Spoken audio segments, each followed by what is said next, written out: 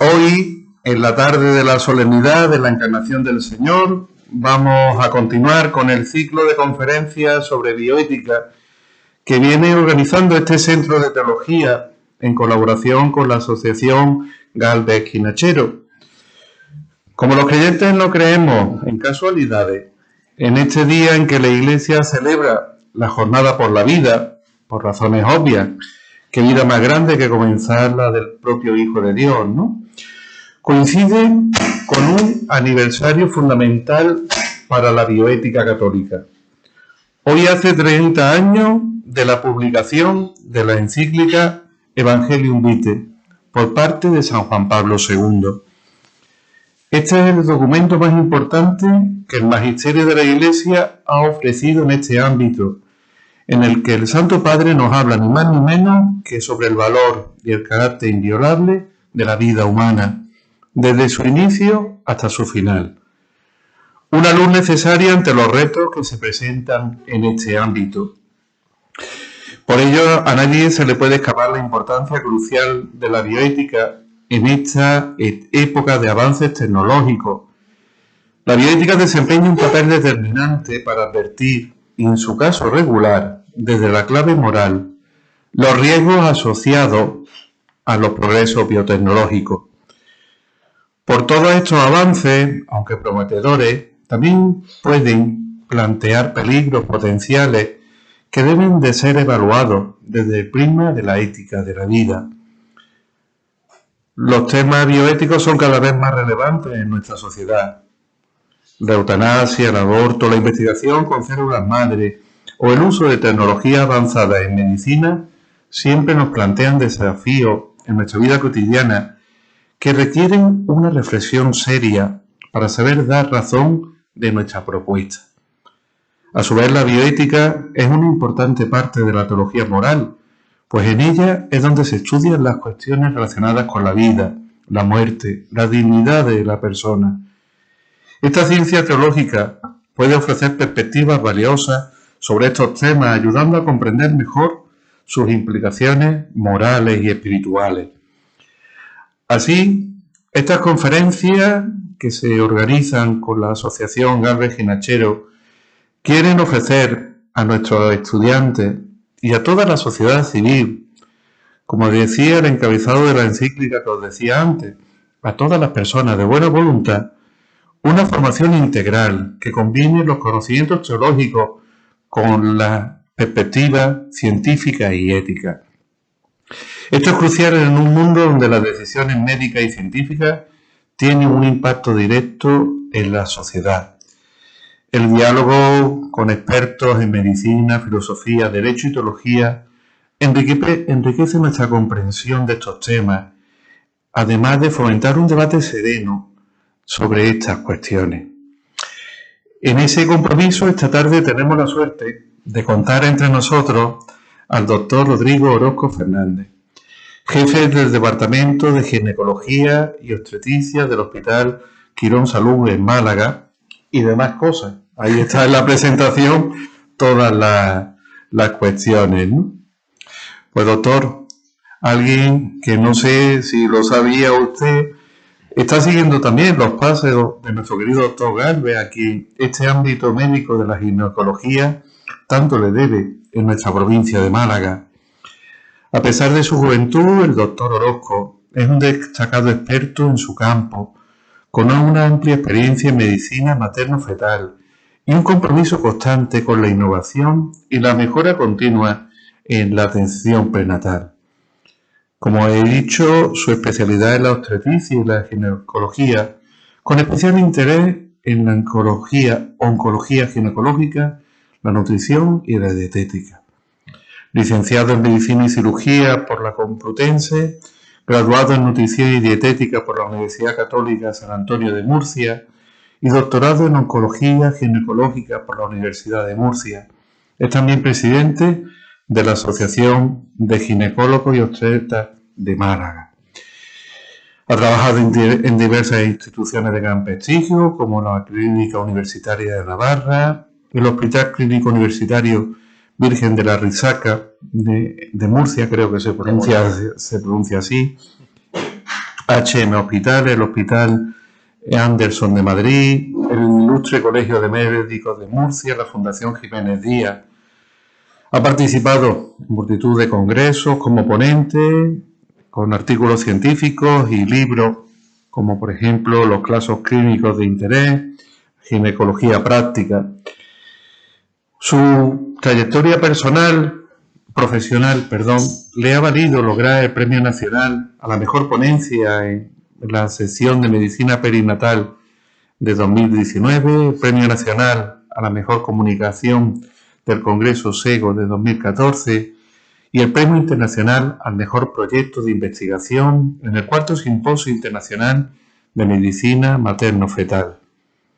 Además, el Grupo de Comunicación Joly lo seleccionó como uno de los mejores médicos especialistas de nuestra tierra, de Andalucía, en 2023. Recientemente ha estado involucrado en el seguimiento prenatal y en la atención integral a pacientes con diagnósticos complejos, como malformaciones congénitas pulmonares, en colaboración con el equipo de cirugía pediátrica del Hospital Quirón Salud de Málaga. Muchos de nosotros, yo mismo, tuvimos noticias de él cuando hace una semana ocupó la contraportada del semanario diocesano de nuestra revista Diócesis, hablando de un ilusionante proyecto en el que anda embarcado: el lanzamiento de Refugio Prenatal, un servicio gratuito que ofrecerá dentro de poco una iniciativa tan importante como necesaria en la actualidad, una segunda opinión médica ante problemas en el embarazo, ofreciendo una alternativa real y posible a la rápida salida del aborto. Hoy el doctor Orozco nos hablará sobre los avances y desafíos en la medicina materno-fetal, compartiendo su visión y experiencia en este campo tan crucial para la salud de las madres y de los bebés. Su conferencia promete ser una oportunidad muy valiosa para profundizar en estos temas tan actuales y relevantes de esta especialidad. Así que yo ya me callo porque queremos escucharlo con mucha atención. Don Rodrigo, muchas gracias. Muchísimas gracias, padre. Con vuestro permiso voy a hablar de pie porque a mí me acostumbro a hablar de pie. Entonces me gusta hacerlo así porque me siento mucho más cercano a vosotros. Lo primero, le voy a pedir esa presentación para enseñársela a mi mujer para explicarle por qué paso tanto tiempo fuera de casa, ¿no? Que algo tendrá que ver. Nada. Es un placer estar aquí. Es un verdadero placer estar aquí. ¿Por qué? Pues por muchos motivos. Realmente porque este es la justificación principal al por qué somos médicos. Y aquí tenemos a 3 estudiantes de medicina. ¿Por qué somos médicos o por qué queremos estudiar medicina? ¿O por qué vamos más allá de simplemente centrarnos en libros? Pues precisamente por esto, porque apostamos por ayudar a nuestros pacientes. Y se puede ayudar a nuestros pacientes desde diferentes visiones. Se puede apostar por la vida de nuestros pacientes, que es lo que estamos haciendo aquí hoy, lo que estamos tratando de defender y de contar a lo largo de la charla que vamos a hablar. Y se puede, pues, proteger a nuestros pacientes de otras formas que tal vez no sean tan lícitas o tan éticas. Por eso, apostar por la formación continuada, no solamente para especialistas, para médicos, sino para la sociedad civil, es tan importante. Porque solamente de esta forma seremos capaces de comprender el objetivo principal de cada una de las disciplinas, en este caso de la medicina.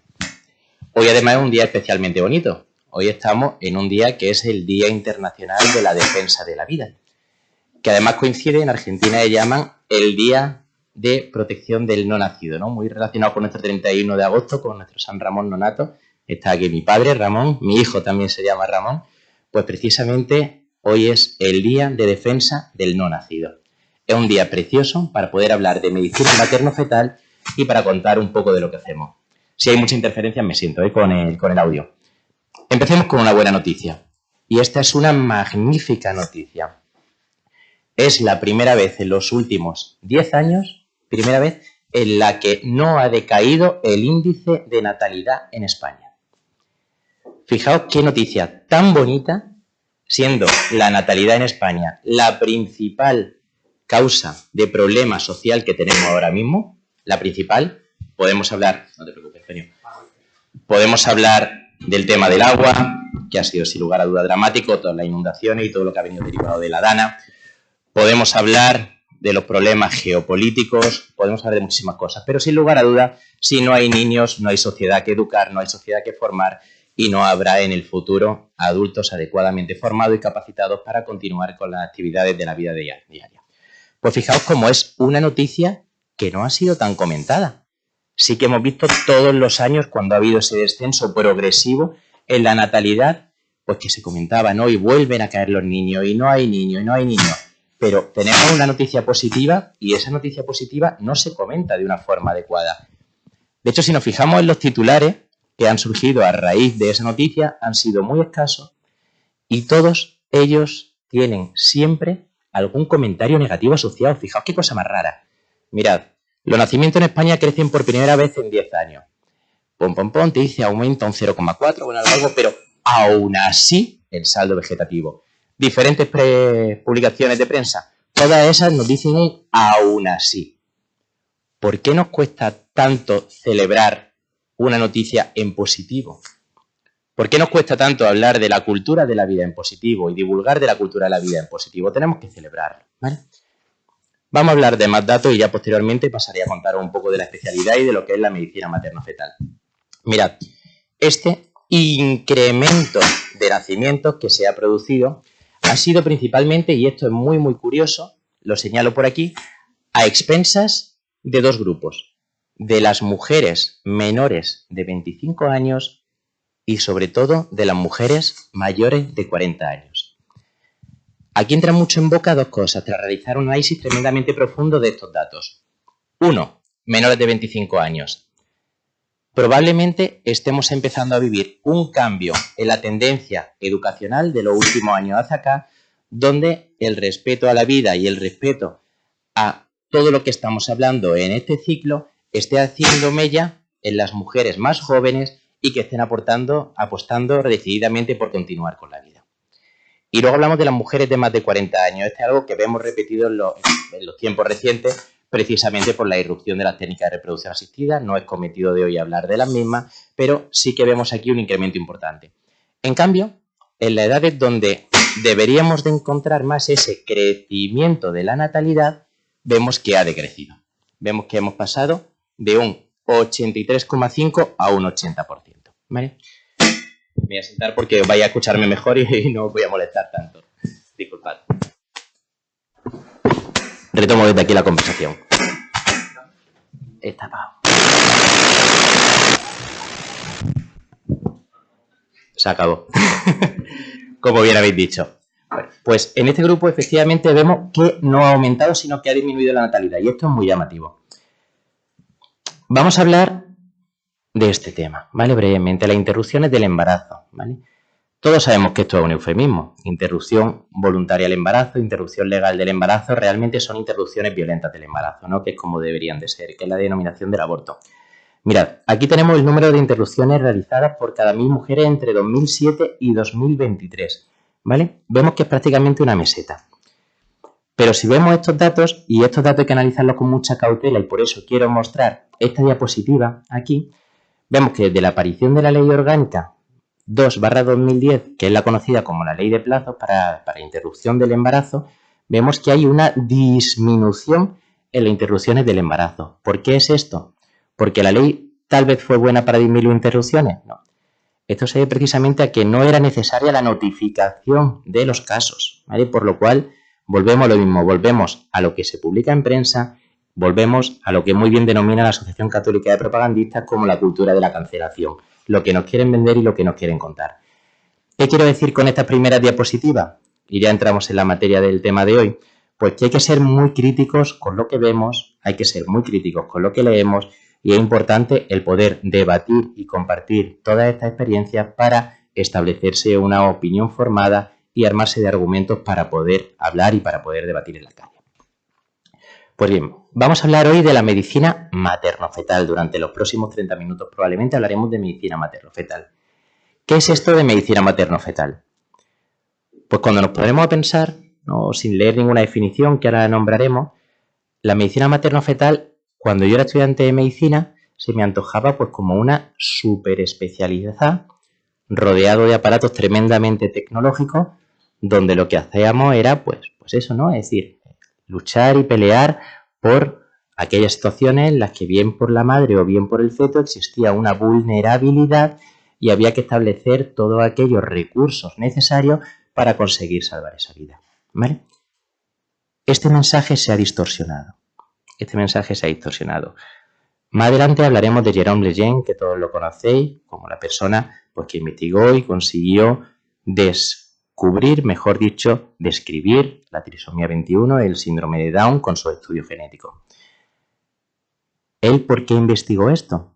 Él quería ayudar a los niños que padecían enfermedades genéticas, principalmente centrado en la trisomía 21, para establecer terapéuticas para conseguir curar esa sobreexpresión genética, disminuir esa carga genética y conseguir un individuo euploide.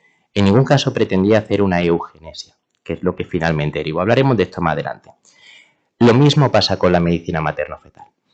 Todos estos avances científicos, técnicos, ecográficos, genéticos que vamos a describir a lo largo de nuestra charla, en muchos casos se han orientado, como veíamos en las primeras noticias, se han orientado desde ese punto de vista de la política de la cancelación o la política de la muerte, no política centrada en la vida. Pero fijaos que aún las instituciones y las sociedades científicas lo tienen muy claro. Voy a leer las 4 siguientes diapositivas y no me gusta leer las diapositivas, pero mirad qué bonito. La Sociedad Española de Ginecología y Obstetricia, que es nuestra sociedad científica, la que ampara a todos los ginecólogos y obstetras en España, define medicina materno-fetal, y esto es precioso. La medicina materno-fetal, también llamada perinatología, es una subespecialidad dentro de la obstetricia y la ginecología que se encarga tanto de la salud de la madre como del feto, antes, durante y después del embarazo. Fijaos que aquí habla de 2 pacientes, madre y feto. En ningún caso y en ninguna ley a nivel internacional se diferencian 2 pacientes. Mirad qué cosa tan sencilla. Vamos a hacer una pequeña reflexión en esta primera diapositiva. Cuando realizamos estudios prenatales, cuando estudiamos a un feto dentro de la madre, cuando le hacemos una prueba genética o incluso cuando hay que hacer una cirugía intrauterina, ahora después mostraremos casos de cirugía intrauterina, en los propios hospitales no se le genera un número de historia de ese feto, ni se le genera un registro de paciente diferente al de la madre. Siempre depende de la madre. Fijaos cómo ya ahí estamos haciendo una no separación de algo que son 2 pacientes desde el momento de la concepción, ¿vale? Otro punto que todos los que estáis aquí sabéis que es importante tratar porque además es indiscutible desde el punto de vista científico. ¿En qué momento nace la vida? ¿O en qué momento aparece la vida? Esto está perfectamente descrito.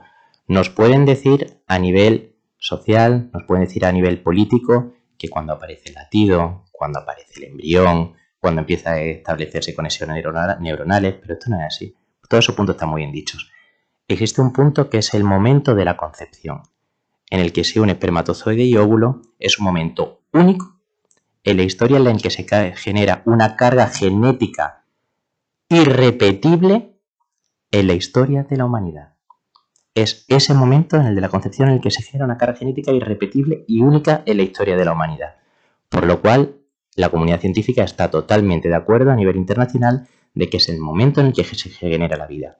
Y este es el momento en el que aparecen 2 pacientes diferentes. Esto tenemos que tenerlo todo muy claro. Siguiente.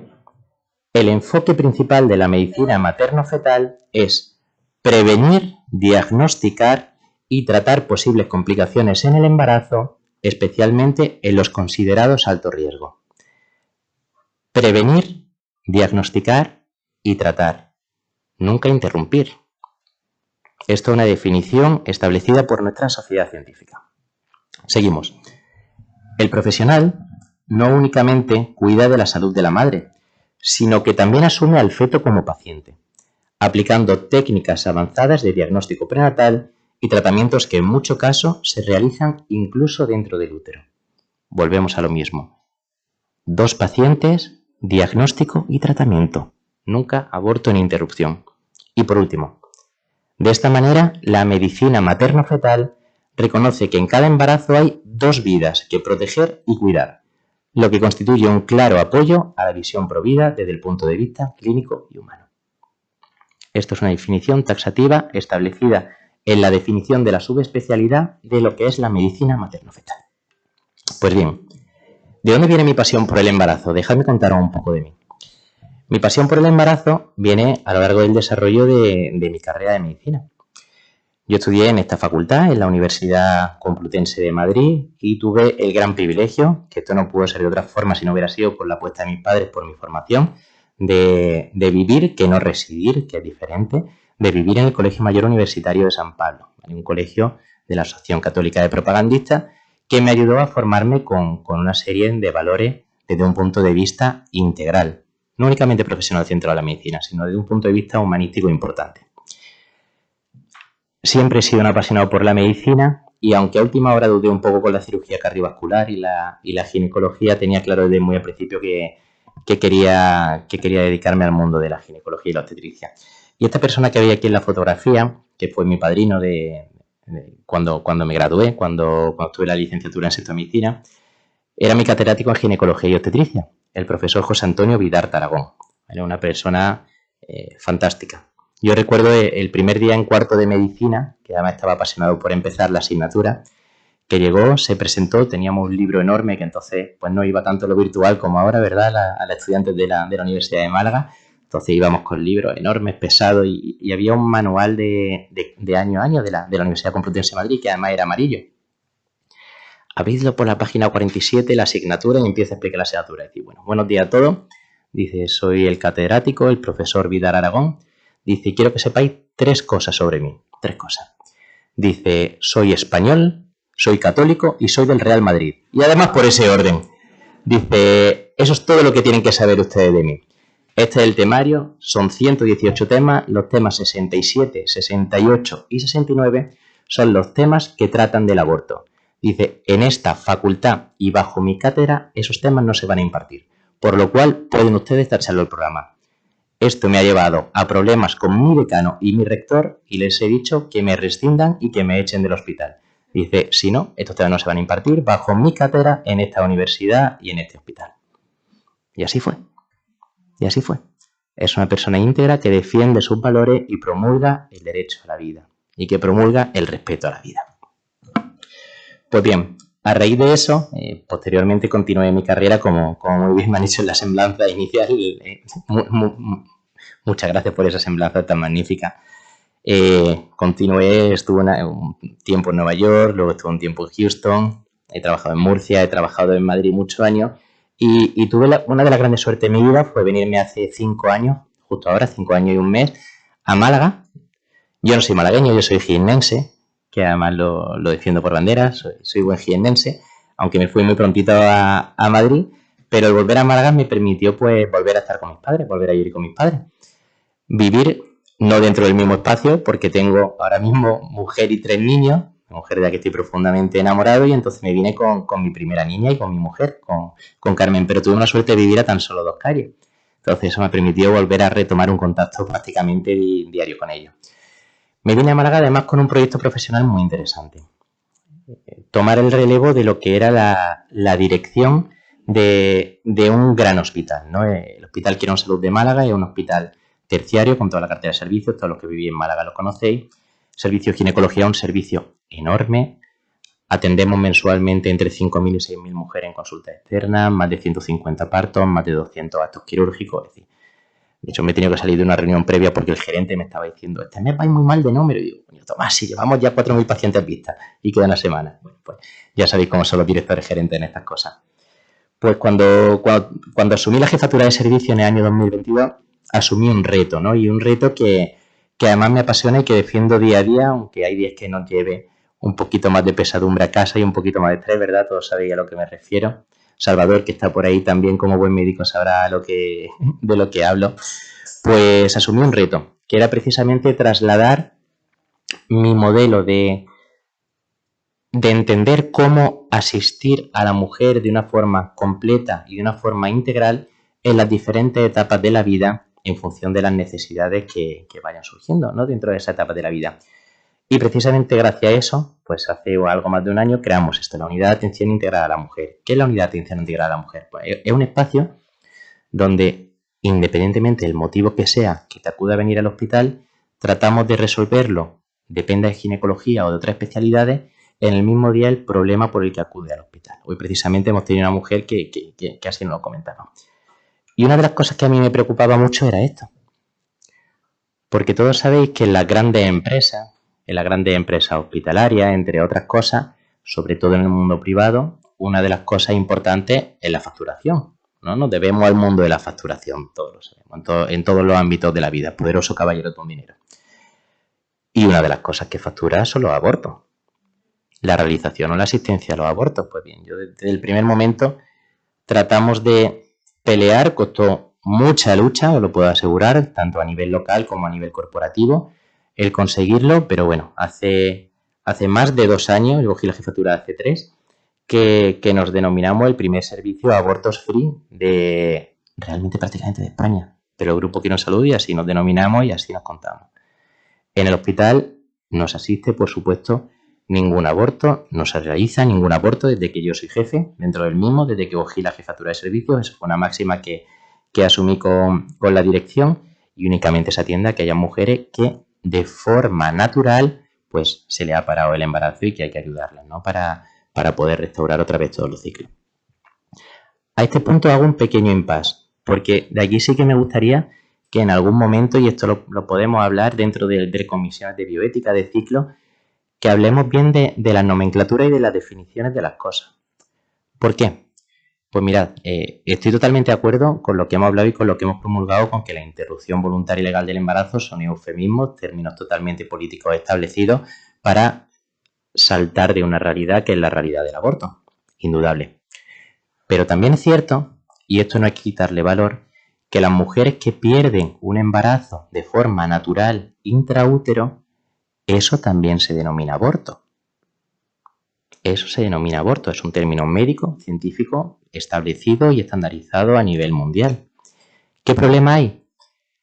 Que muchas mujeres de este segundo grupo, que han perdido un embarazo de forma natural y que pierden uno, y que pierden otro, y que pierden otro, entran en una espiral de un no únicamente drama biológico, sino un drama emocional tremendo. Tremendo, lo puedo asegurar. Verlo todos los días es muy complicado. Y darle ese apoyo y ese soporte emocional es muy difícil. Es un verdadero duelo, es un duelo perinatal. Y en ocasiones, este grupo de mujeres me han comentado, con el que tengo yo muchísima relación y muchísimo trato, dice, ¿por qué se llama igual el que yo pierda los bebés de forma natural a otra persona que ha quitado la vida a su bebé? Esto es algo que nadie lo ha hablado. Esto es alguien que no lo ha hablado. No podemos meterlo en el mismo grupo. Y de aquí sí que tendría que salir un debate profundo del cómo llamar a las cosas. Porque esto es un debate tremendamente profundo.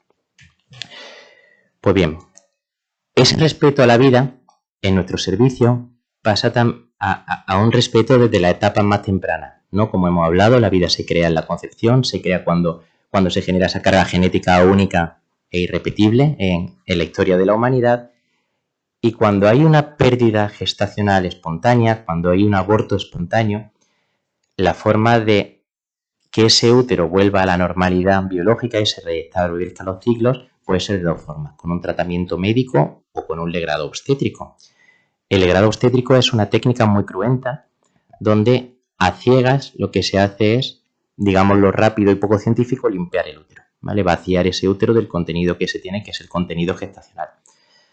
Nosotros estamos ahora mismo desarrollando una técnica dentro de un proyecto de investigación europeo para respetar la integridad del embrión que se le ha parado el corazón de forma espontánea dentro del útero, ¿vale? Y esto lo hacemos con embrioscopia.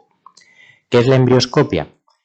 Consiste en utilizar la técnica de la histeroscopia, una cámara muy finita que atraviesa lo que es la vagina, atraviesa el canal cervical, no hay ninguna incisión ni ninguna herida, infla el útero como si fuera un globito, ¿vale? Con un suero fisiológico, y entonces las imágenes que veis son las que tenéis en la pantalla. A la izquierda tenemos un embrión de 8 semanitas y a la derecha tenemos un embrión de 6 semanitas, ¿vale? Los dos están parados el corazón por diferentes motivos. Entonces, con un dispositivo que estamos adaptando, lo que hacemos es recubrir ese embrión para proteger toda la integridad del mismo y evitar lacerarlo, macerarlo, dañarlo. para realizar la extracción completa de ese embrión. ¿De acuerdo? Es un proyecto que estamos haciendo, estamos tratando de desarrollar este dispositivo. Ya tenemos muchos casos realizados. Hay muchas madres que quieren ver ese embrión una vez que ya se ha realizado el procedimiento. Es mucho menos lesivo para la mujer que un legrado, indudablemente, con muchas menos secuelas físicas y emocionales, porque existen muchas secuelas físicas después de un legrado que dificultan la posibilidad de volver a ser madre. Para estudiantes de medicina, un síndrome de Asherman, una adherencia intrauterina, entre otras cosas. Y esto es algo que pretendemos exportar al resto de la comunidad científica y el resto de los hospitales que así quieran desarrollarlo. De hecho, de otros hospitales que tienen unos condicionamientos éticos muy parecidos a los nuestros, pues ya nos han preguntado para participar en la fase 3 de los ensayos y poder poner la puesta en marcha de este dispositivo y estandarizar la técnica. Esto es algo totalmente novedoso que estamos haciendo aquí en Málaga para todo el mundo para preservar la integridad del embrión. Mirad, vamos a hablar un poco de diagnóstico prenatal. ¿Qué es el diagnóstico prenatal? Pues el diagnóstico prenatal es una rama de la medicina materno-fetal que se basa en aplicar la tecnología existente para el diagnóstico precoz de malformaciones o alteraciones embrionarias o fetales de cara a, como bien decía la definición, prevenir, diagnosticar y tratar, ya sea en el periodo intrauterino o extrauterino. Y con el diagnóstico prenatal, ¿qué podemos ver? Bueno, pues aquí tenemos 3 vídeos muy sencillitos. El primero, el de arriba a la izquierda, es una ecografía de la circulación fetal de un embrión de 12 semanas, donde estamos viendo el corazón, el ductus venoso y varias cositas. En la ecografía de abajo, lo que estamos viendo es una ecocardiografía en semana 20 de embarazo, un estudio de la dinámica del corazón fetal en semana 20. Y aquí por lo que estamos viendo un bebé bostezar. Está tranquilo. No solamente el diagnóstico prenatal sirve para ver los bebés bonitos, sino para investigar y conocer un poco más. ¿Y por qué es importante investigar y conocer un poco más? Y ahora después entraremos en otro debate cuando hablemos del tema de las técnicas invasivas. Mirad, es importante conocer. Es importante conocer. La información es poder. La información es poder en todos los ámbitos de la vida. Es indudable. Y el andar cegados, yo que nazca como nazca mi hijo lo voy a tener, esa frase para mí no es válida. Porque no estás protegiendo a tu hijo. El diagnosticar de forma precoz malformaciones, síndromes genéticos, alteraciones metabólicas, lo único que va a permitir, si orientamos bien y seguimos la definición de medicina materno-fetal de nuestra especialidad, de nuestra subespecialidad, lo único que va a permitir es establecer las mejores medidas para ayudar a ese bebé a que tenga la mejor calidad de vida. Esto es indiscutible.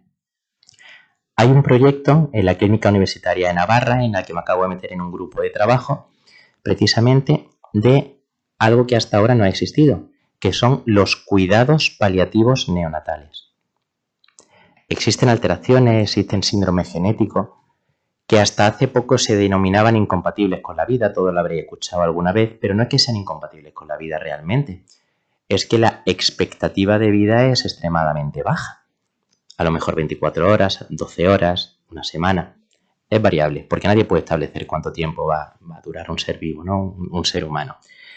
Entonces, este grupo de trabajo en lo que estamos trabajando con la Sociedad Española de Cuidados Paliativos es de establecer protocolos de, una vez diagnosticado este tipo de alteraciones intraútero, ofrecer a los padres no el aborto, no la interrupción, no vamos a eso. La medicina materno-fetal no es eso. Ofrecer a los padres el apoyo emocional, físico y de seguimiento del embarazo adecuado y cuando nazca ese bebé, ofrecer los cuidados paliativos necesarios para que el tiempo de vida que tenga sea una vida confortable y una vida de calidad sin sufrimiento y sin dolor. Eso hasta ahora no se ha hecho. Ni en España, ni en Estados Unidos, ni en Australia, ni donde nos vayamos.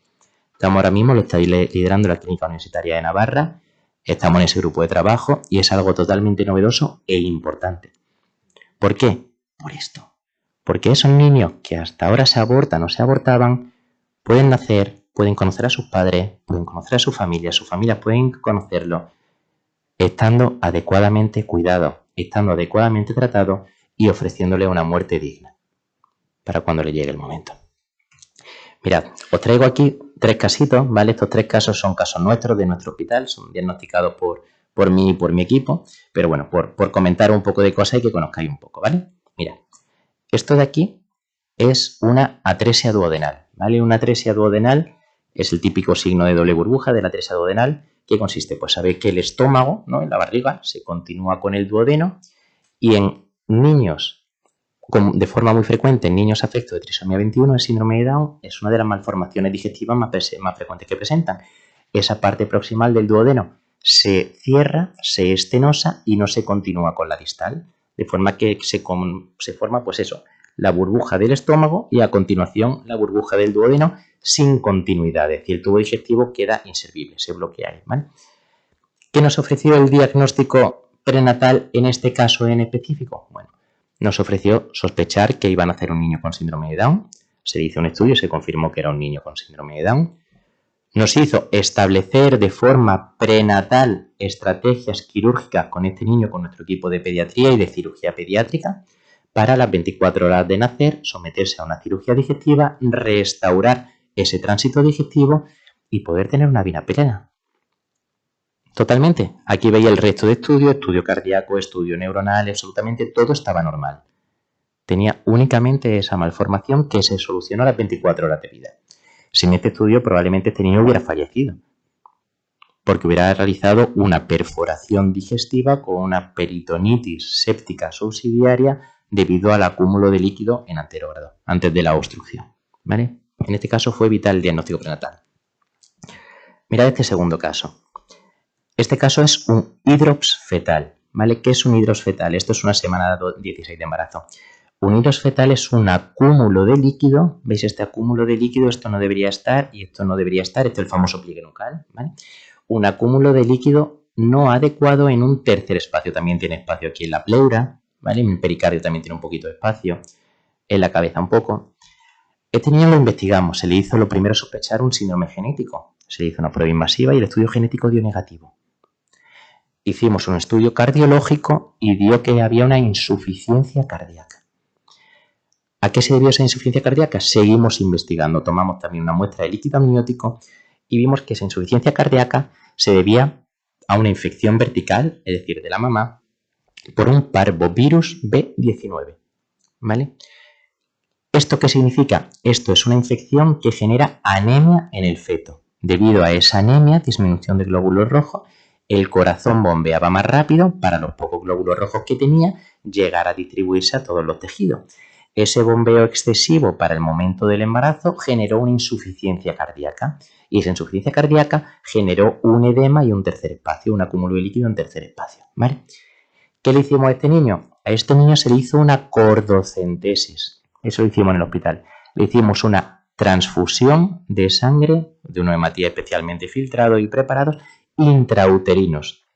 Un niño con anemia por una infección, si tú le pasas hematíes y defensas sanas, elimina la infección y se repone de la anemia, igual que un adulto. Este niño, el proceso diagnóstico llevó 5 días y el niño nació sano, sin complicaciones. Importancia de un diagnóstico prenatal adecuadamente hecho. Por eso hay que saber y por eso hay que formarse, porque en cualquier sitio no formado le hubieran dicho tiene el pliegue nucal alto, tiene complicaciones, tal, interrumpa el embarazo. Importancia de hacer las cosas bien. Tercer caso, esto es una espina bífida, ¿vale? ¿Veis esto aquí? Esto es lo que se llama un mielomeningocele, un recubrimiento por un defecto en el cierre del canal neuronal de la columna en su porción más baja, en la lumbosacra, aquí lo ve, y que está rodeado por una meninge. Esto fue una espina bífida diagnosticada en una semana 20 del embarazo. Se realizó un estudio genético que fue también negativo. Los padres tienen que informarlo, continuado con el embarazo. Hablamos con nuestros compañeros en Barcelona, que son uno de los centros donde se realiza cirugía fetal. Se realizó la cirugía fetal y este niño tiene ahora 3 años. Importancia del diagnóstico prenatal bien orientado. Importantísimo. Mirad, hablemos de las pruebas invasivas. A mí me gusta leer muchos foros, me gusta leer redes sociales. Mira, aquí estoy haciendo una amniocentesis, un estudio de líquido amniótico. ¿Pruebas invasivas sí o pruebas invasivas no? Vamos a ver. Lo primero, los blancos y los negros son muy feos, ¿vale? Los grises existen. Los grises existen en nuestra vida, en nuestro día a día, en todas nuestras tomas de decisiones. Y el blanco impoluto es muy difícil de conseguir. El negro oscurísimo exactamente igual. Entonces, las pruebas invasivas sí cuando estén indicadas. Es que volvemos a lo mismo. ¿Qué nos da la prueba invasiva? Nos da información. Los 3 casos que hemos visto antes nos dieron la clave en la prueba invasiva. El estudio genético en el síndrome de Down para conocer cómo manejar y cómo tratar a ese niño. El estudio microbiológico, el líquido amniótico que demostró la enfermedad vertical por parvovirus B19 y que permitió hacerle una transfusión intrauterina y un esfuerzo terapéutico para salvar la vida de ese niño. Y en el tercer caso, en la espina bífida, descartar la infección o el síndrome genético que puede tener otras alteraciones y que permitió la cirugía fetal. Es decir, las pruebas invasivas no son malas. Un comentario que muchas veces he escuchado en consulta es el que he dicho al principio. Es decir, no, si yo voy a tener a mi hijo sea como sea, ¿no? Cuando realizamos a lo mejor el cribado de aneuploidías en primer trimestre, el estudio de cromosomopatía. Digo, sí, ¿qué mal no nos habrán informado la sociedad para pensar que estos avances son centrados en no tener esos hijos? ¿Qué mal no nos habrán informado ni nos habrán vendido la historia? Estos avances, estos estudios, son precisamente para ofrecer las mejores oportunidades a cada una de las vidas que aquí estamos estudiando, no son para otra cosa. Pero este mensaje hay que entenderlo y tenemos que armarnos todos de argumentos para defender este mensaje, ¿vale? Estemos dentro del sector de la medicina o no. Más cosas que hacemos en el diagnóstico prenatal. La cirugía fetal. La cirugía fetal es un reto que estamos empezando a asumir ahora mismo en todo el mundo. Gracias a la cirugía fetal somos capaces de tratar dentro de la barriguita de la mamá cardiopatías, que hasta ahora eran bebés que morían dentro de la barriguita del bebé. Somos capaces de una válvula que mide 3 milímetros, una válvula aórtica obstruida por el propio desarrollo del bebé, de liberar la desobstrucción dentro de la barriguita del bebé, de operar espinas bífidas, de operar. Ahora tenemos un caso que además lo veo precisamente mañana, os pido a todos que recibáis por él, de un niño con un onfaloceles, una malformación digestiva, donde en la pared abdominal no se ha cerrado adecuadamente la piel y entonces tiene exteriorizadas las asas intestinales a través de un orificio muy muy chiquitito, ¿vale? Ese orificio hay que vigilarlo porque puede estenosarse lo suficiente como para cerrar la irrigación sanguínea, la vascularización y necrosar esa asa intestinal. Y entonces el bebé pues sí que fallecería intraútero, ¿no? Pues ahora mismo hay en Houston, en el Children's Hospital de Texas, una cirugía fetal experimental donde intraútero se consigue no meter las intestinales dentro, fijad que bien pensado, sino ampliar ese orificio estenótico para evitar esa estenosis, ese compromiso vascular y posteriormente realizar la cirugía neonatal. Esto ya se está haciendo y hay que conocerlo, quién lo hace, cómo lo hace y de qué forma se hace. En Madrid y en Barcelona se están haciendo técnicas avanzadísimas para operar a estos niños. Aquí en Granada, a 100 kilómetros de aquí, no llega, se está haciendo cirugía fetal en gemelos, donde existe una patología que es el síndrome de transfusión feto-fetal, es decir, que por así decirlo, que un bebé gana mucho peso y otro se queda muy muy chiquitito, porque se intercambia la circulación y son capaces de obstruir, mi amiga Paqui Molina, esos vasitos sanguíneos que comunican los dos fetos para facilitar un crecimiento adecuado de los dos bebés. Que esto no es Nueva York, que es Granada, que es Madrid, que es Barcelona, que es España, que esto lo estamos haciendo. Esto es medicina materno-fetal bien orientada. Orientada hacia salvar a estos niños. Y esto se está haciendo hoy día. Siguiente reto que nos proponemos y que además está en boca de la sociedad científica porque así se lo hemos transmitido al actual presidente, el que hemos hablado al principio. Considerar al feto como un paciente del principio del embarazo. Y cuando una madre viene a su control del embarazo, nosotros los ginecólogos, estudiantes de medicina, los ginecólogos, tenemos la profesión, la especialidad más bonita de la medicina, es que no hay otra. Somos la única donde tratamos con dos vidas a la vez. La única. No hay otra. De verdad, es espectacular. Pues considerar al feto como un paciente. Desde el primer momento que viene al seguimiento del embarazo. ¿Por qué? Porque hay patologías maternas y hay patologías fetales. Y existe alto riesgo materno y existe alto riesgo fetal. Y hay que saber distinguirla. Esto es un avance para defensa de la vida. Esto sí es un avance. Porque es algo que subjetivamente entra a la conciencia. ¿Por qué? Porque del momento en el que esa mujer, esa familia llega a la primera consulta del embarazo, en semana 8 de embarazo, en semana 7, en semana 6, en semana 9, y tenga el número de historia de Pepita y el número de historia del bebé, ojo, ya es diferente. Ya existe un paciente único, con nombre no, pero sí con apellido. Vas a abortar a un paciente ya creado, a una persona creada, cambia la historia mucho. Fijaos con qué cosa tan sencilla. Fijaos en qué cosa tan sencilla. Hablemos un poco de genética, ¿vale? Por avanzar. Hemos hablado del momento en el que se genera la individualidad genética, del momento de la concepción, ¿vale? Es el salto más importante de no humano a humano. Y no podemos dejar de hablar de genética, como hemos dicho, ¿no? Con Jerome Lejeune. Jerome Lejeune era el curar gracias a la genética. Él estudió la genética, él vivió su vida centrado en el mundo de la genética precisamente para buscar terapias para ayudar a curar a niños con enfermedades genéticas. Fue su vida dedicada a ella. Y esa vida, pues, le ensalzó y luego, pues, hubo los que quisieron destruirle.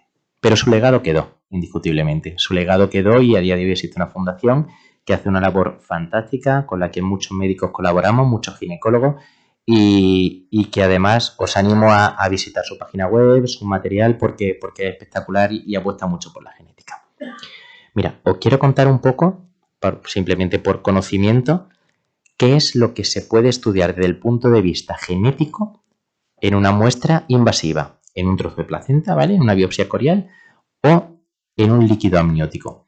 Se pueden hacer muchos estudios, desde el más completo con la secuenciación masiva, que es estudiar todo, pero son estudios que no nos van a aportar resultados que de verdad sean fiables o realmente eficientes. Básicamente pedimos estos 4 estudios y habitualmente los hacemos muy dirigidos hacia el grupo de enfermedades que podemos sospechar, ¿vale? Pedimos un cariotipo. ¿Qué es un cariotipo? Un cariotipo es simplemente el cultivo de ese líquido o de esa vellosidad corial para generar un recuento visual de los 46 cromosomas. ¿De acuerdo? Un recuento visual.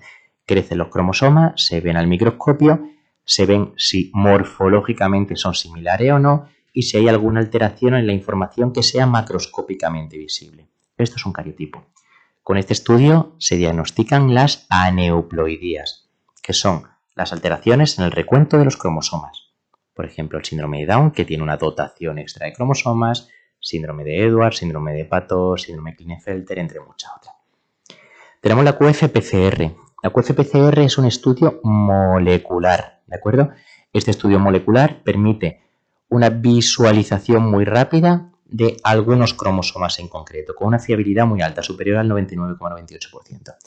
Hablamos de los cromosomas sexuales, el X y el Y, 13, 18 y 21. ¿Vale? Y ahora se está ampliando otros 5 cromosomas más con una fiabilidad un poquito menor, pero ya se está empezando a utilizar en la clínica. El array CGH es el estudio que a día de hoy más información nos está dando, sobre todo para la detección de síndromes genéticos poco frecuentes, ¿vale? Lo que podemos llamar enfermedades raras, ¿vale? Que todos conocemos como enfermedades raras. Se parece mucho al exoma. ¿Qué es el array? Pues mirad, pensad en que la dotación genética del ser humano está compuesta por 46 cromosomas, ¿de acuerdo? XX si es mujer, XY si es hombre.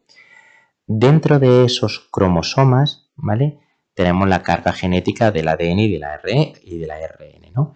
Pues el array lo que permite es mirar los genes que conforman esos cromosomas. Todos los cromosomas tienen dentro adenina, guanina, timina, citosina, todos lo sabemos, el ADN, y ese ADN pues se expresa genes, y esos genes expresan proteínas.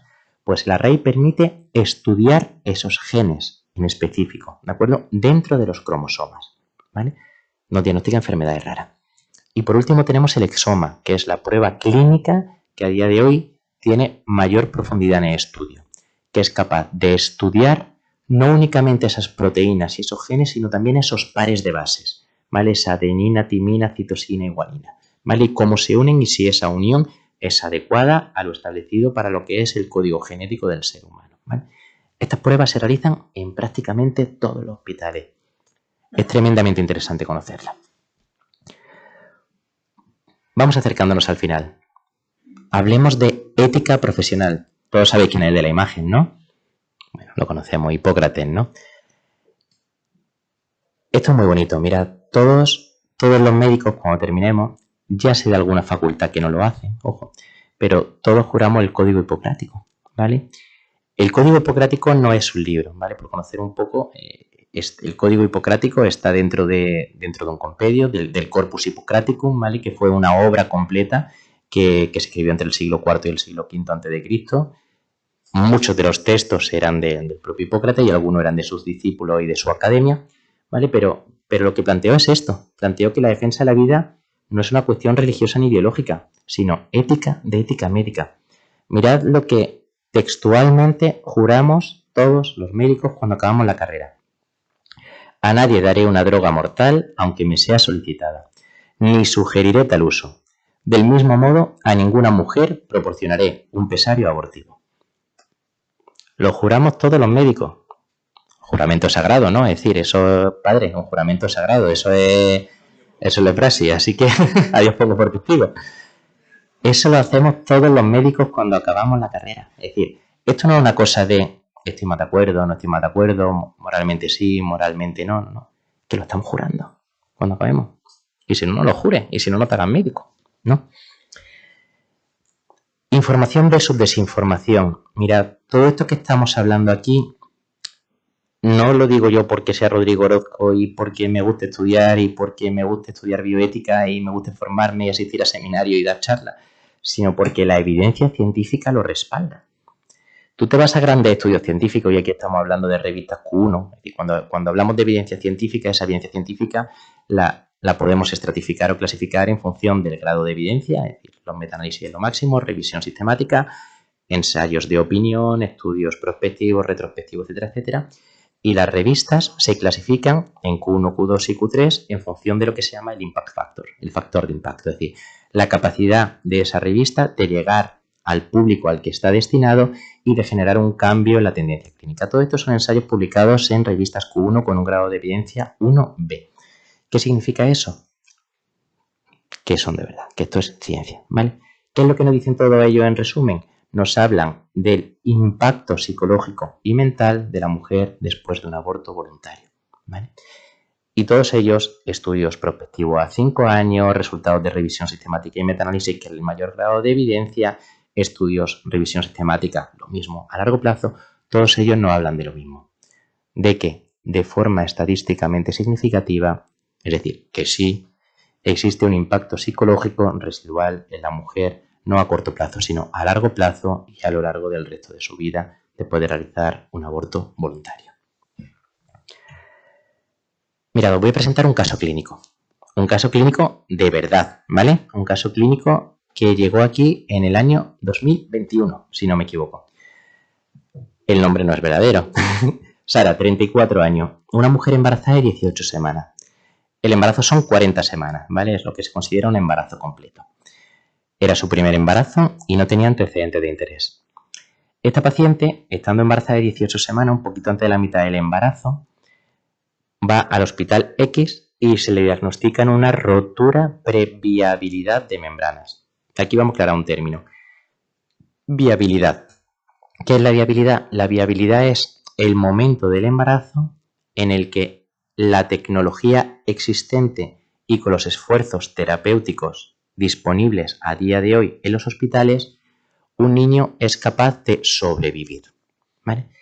¿Dónde está puesta la viabilidad desde el punto de vista científico? Hasta hace unos años estaba en semana 24 del embarazo, ahora se ha adelantado a semana 23. ¿Qué significa eso? Que disponemos de más tecnología y de más recursos para conseguir salvar a niños de esta que por el motivo que sea tienen que nacer de forma extremadamente pretérmino, en semana 23, ¿vale? Pues esta mujer, Sara, rompe la bolsa en semana 18, a un mes y pico de la viabilidad.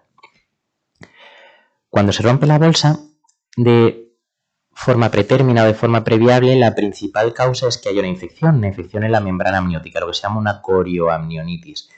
Cuando esta es la causa y hay estudios para diagnosticarlo, a día de hoy la medicina todavía no tiene opciones para conseguir salvar a esos bebés.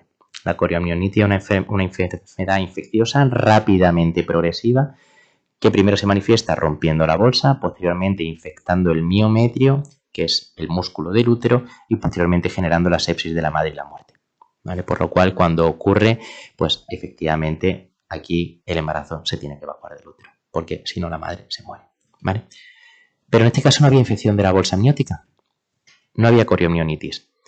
Ingresa en el hospital y a las 24 horas, y siguiendo los protocolos asistenciales, esto es un protocolo establecido, se le ofrece la interrupción del embarazo, porque los bebés sin líquido tienen un riesgo muy elevado de nacer de forma extremadamente pretérmino, con malformaciones posicionales osteoarticulares por no poder moverse libremente dentro del útero y con malformaciones tanto pulmonares como digestivas por no haber podido respirar y tragar ese líquido.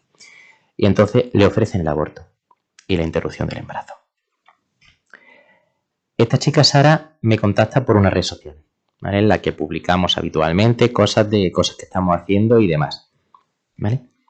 Y tras hablar con ella, pues le comentamos la realidad, ¿no? Estamos durante un par de días hablando, digo, todavía no digan nada, que sí, vamos a esperar, vamos a ver cómo evoluciona el caso. Y tras hablar, pues ella me dice, mira, Rodrigo, dice, es que aunque nazca dentro de una semana, aunque tal, dice, mientras no haya infección y demás, yo quiero seguir para adelante con todo. Pedimos el traslado, ¿vale? Y la paciente viene del hospital X a nuestro hospital, ¿vale? Hacemos un esfuerzo terapéutico ímprobo, le hicimos varios tratamientos de amnioinfusión, que consiste en infundir dentro de esa bolsa amniótica líquido para favorecer que el bebé pueda tragar, pueda respirarlo, pueda ayudar a expandir un poco ese volumen, tratamientos médicos. Está ingresada con nosotros, fijaos, desde semana 18 hasta que finalmente Sofía nace la semana 29 más 6. Fijaos qué pasada. Una niña que se le había ofrecido interrumpir el embarazo, abortarlo. Esta es Sofía. Sofía nació muy pretérmino, en semana 29, con un muy bajo peso. Nació con 900 gramitos aproximadamente, pero nació sin infección. Nació con una malformación posicional en los dos piececitos, ¿vale? Unos pies que se hicieron, unos pies equinovaros por la posición, que se rectificaron uno con una cirugía traumatológica postnatal y otro con una escayolita durante las primeras semanas de vida. Nació con una hipoplasia pulmonar que necesitó soporte respiratorio durante los primeros 2 meses de vida. Pero Sofía, a día de hoy, tiene 3 años, 4 ya. Esta foto del año pasado, de la Navidad pasada. Va a infantil de un colegio. Es una niña que de desarrollo intelectual y psicomotor está exactamente igual que los niños de su clase. Desde muy tempranito del nacimiento establecimos todas las medidas que hay que tomar con un pretérmino extremo, como en este caso, que son atención temprana, logopedia, soporte, etcétera, etcétera. Y es una niña sana. Que vive. Sofía está viva. Me queda muy poquito para terminar, 3 diapositivas. Mirad, el poder del acompañamiento, ¿vale? Todos vosotros, todos, los médicos y los no médicos, tenéis las herramientas más importantes que Dios ha creado, que son estas manos. Las más importantes, el tocar. De verdad lo digo. Y luego se puede sacar un corto, Rodrigo ha dicho el tocar. El tocar a vuestros pacientes. El tocar a las personas que están enfermas, el tocar al prójimo. Uy, qué importante. Cuando nos damos la paz, ¿qué hacemos? Nos tocamos, nos abrazamos, nos damos la mano, nos besamos. Esto es la herramienta más importante que tiene un médico y un no médico para salvar vidas. No lo olvidéis nunca. Y esto es así. Y lo hemos visto en la pandemia y todos lo hemos recordado. Como el signo más agradecido ha sido el tocar. Esto es indiscutible. Mirad, nosotros creamos una unidad que fue la unidad de apoyo emocional, precisamente para esto, que fue un grupo de profesionales del hospital que lo que queríamos era tocar, era estar al lado de nuestros pacientes, especialmente centrada en el duelo perinatal, lo que hemos hablado. Mujeres que pierden embarazo de forma repetida, que no consiguen un recién nacido vivo a casa, que tienen sobre todo una pérdida tardía en las últimas semanas de vida, que pasa y es de las cosas más duras que podemos vivir, ¿no? En los hospitales y en el servicio, pues precisamente para esto, para acompañarla y para estar a su lado. Ahí no hay que saber diagnosticar por ecografía una espina bífida, ni hay que saber realizar una prueba invasiva, ni que el genetista te haga un cultivo. Hay simplemente que saber estar al lado de estos pacientes. No cabe más. Y esto, curiosamente y alegremente, las dos cosas, pues nos llevó, sin siquiera presentarlo, a un reconocimiento de la Agencia de Calidad Sanitaria de Andalucía como una iniciativa pionera y única en Andalucía. ¿vale? Y aquí tenemos una foto del reconocimiento que supuso la unidad de apoyo emocional.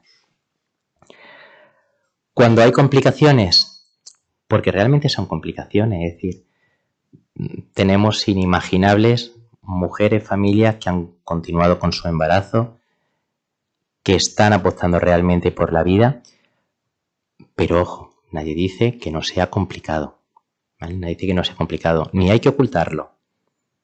¿Que son niños que van a ser felices? Sí. ¿Que son familias que van a ser felices? Sí. Pero no es fácil, ¿vale? Y hay que reconocerlo, y hay que saberlo, hay que pintar la realidad como es, sin blanco ni negro, en escala de grises, ¿vale? Y cuando hay complicaciones, precisamente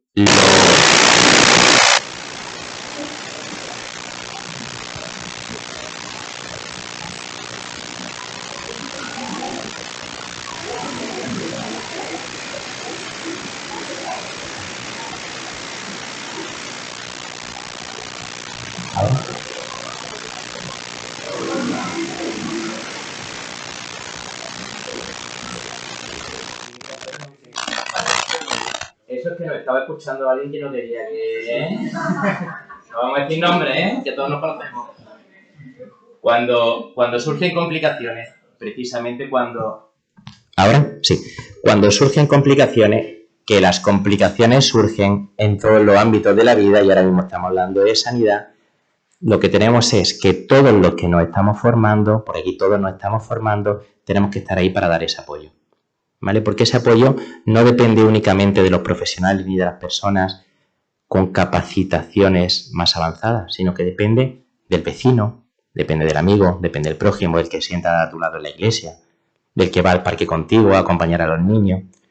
Cuando surgen complicaciones tenemos que estar todos formados, informados, para ser manos de toda esta obra de Dios, sin lugar a duda. Y tenemos que estar atentos, porque estas oportunidades surgen y aparecen, y tenemos que estar atentos. Mirad, a raíz de todo esto, creamos lo que es refugio prenatal, ¿vale?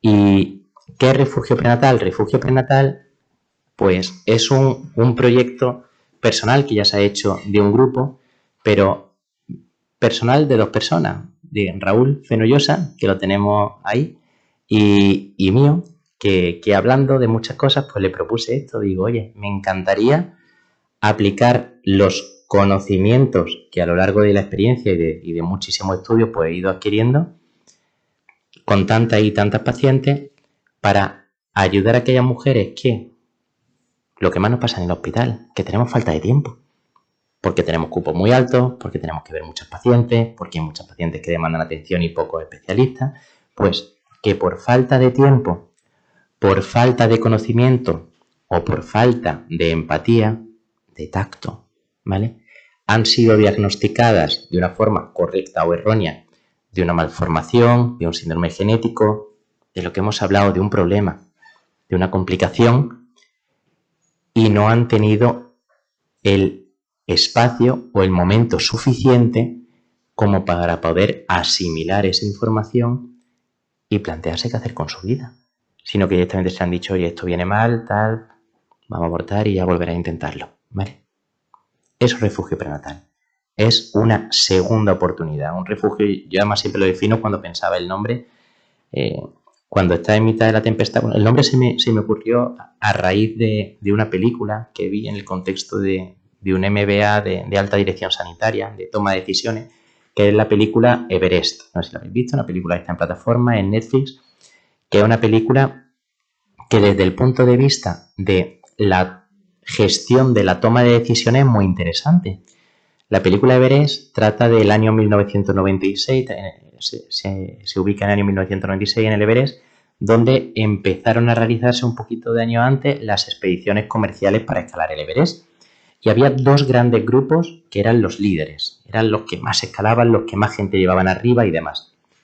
Pero uno de los de ellos, uno de los líderes de esas expediciones, en el año anterior, en el 95, no había conseguido llevar a nadie a la cima. Le habían caído los patrocinadores, había tenido que abaratar precios y había bajado a nivel reputacional. Y el otro, el año anterior, había tenido una enfermedad por un parásito en otra escalada y no había podido subir a la cima. Por lo cual eran los dos grandes competidores que venían de un fracaso mediático y profesional y tenían sí o sí que llevar a alguien a la cima. Entonces la película trata de la toma de decisiones, de cuándo debieron parar, cuándo no debieron parar. Es decir, es interesante para analizar desde un punto de vista de gestión, ¿vale? Una película muy interesante y de toma de decisiones. Pues en esa película hay un momento en mitad de una tempestad horrible allí en mitad del Everest que encuentran una cueva, dos de ellos, y se refugian. Y entonces es como la visión preciosa, es decir, la tempestad a nuestro alrededor y cómo ese refugio, esa cueva, ese sitio, es un sitio de tranquilidad que te permite pensar, te permite pararte, te permite resetear y volver a iniciar, ¿no? Esa es la idea de refugio prenatal. Que en mitad de una tempestad de noticias, pues tenga un momento para pararte. Estamos ahora terminando de ubicar, ¿verdad? Cosas, Raúl, para que sea una realidad física de espacios y demás. Pero desde hace unos meses lo estamos haciendo ya. Lo estoy haciendo en mi consulta, en el hospital. Hay otras compañeras que me están ayudando.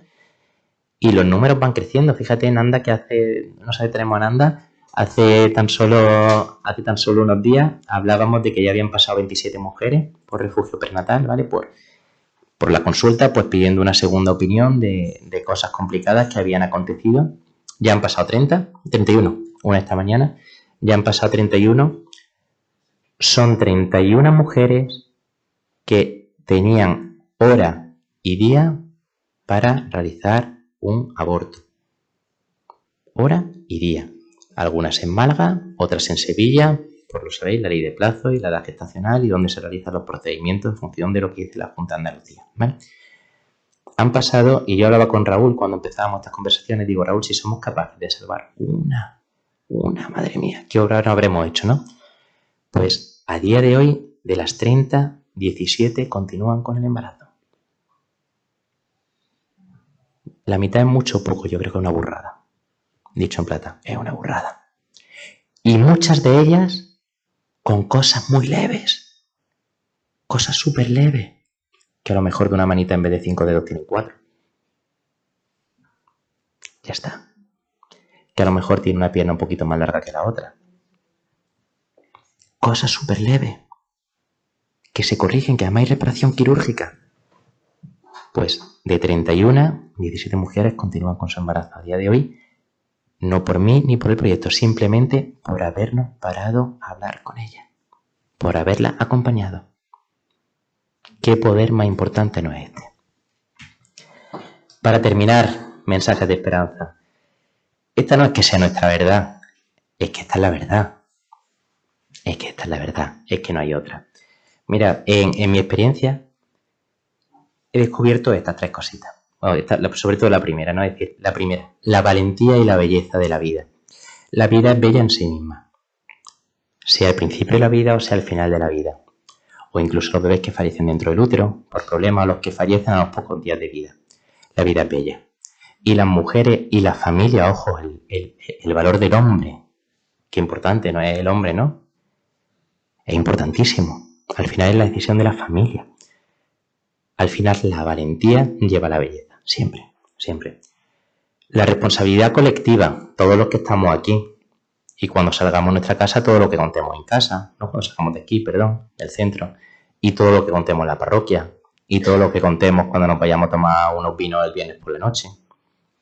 La responsabilidad no tiene nombre y apellido, la responsabilidad es de todos, de absolutamente todos, porque el poder de acompañar y el poder de las manos lo tenéis todos, absolutamente todos, ¿vale? Y por último, lo que siempre digo, el pasemos a la acción, ¿no? Es decir, cuando escuchemos una conversación, cuando consulten y preguntan, no nos quedemos callados. Tenemos argumentos de sobra. Y vamos a seguir formándonos para tener más argumentos. Mirad, acabo con este mensaje, que es que para los hombres esto es imposible, pero con Dios todo es posible. Muchas gracias y espero que os haya gustado.